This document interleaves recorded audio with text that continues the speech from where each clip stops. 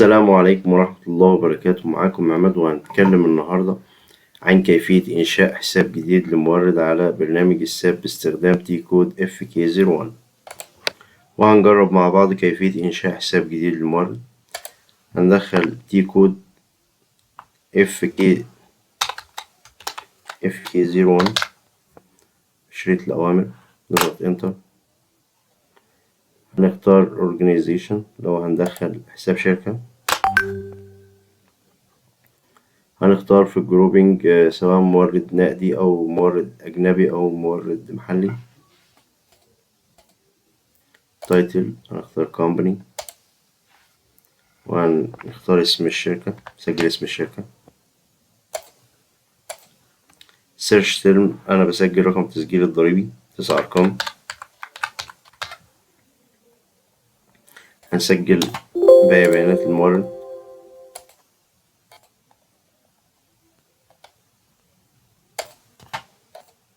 والإيميل.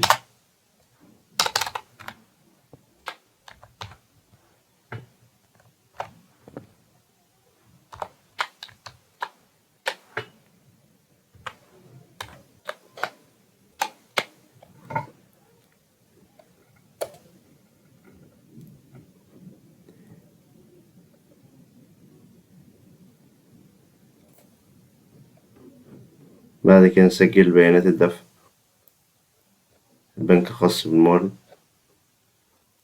واسم المورد والأيبان. بعد كده نضغط على company كود، هيظهر لنا الكومباني اللي احنا عاوزين نسجل على حساب.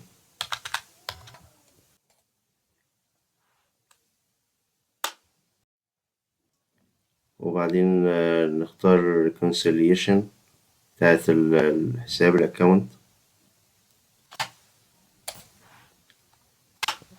مورد محلي. بعد كده هنختار withholding tax، بيخصم، مورد بيخصم، هي ضريبة الأرباح التجارية والصناعية.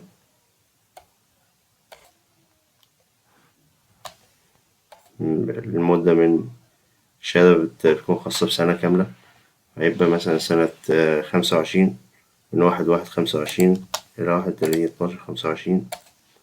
ونحط هنا في الاسمشن نمبر نختار سنة 20/25، ده علشان نقول إن المورد ده بيخصم في سنة 25، وهتظهر معانا في الفاتورة واحنا بنفوتر.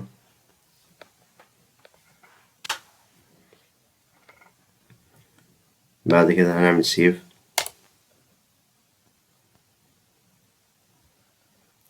تم إنشاء المورد على ال FI vendor. هنروح ال نكريته برضو على MM vendor، هنختار MM vendor. وبعد كده هنروح على purchasing، نضغط على purchasing. هسجل company code purchasing organization. بعد كده هنختار ال order currency.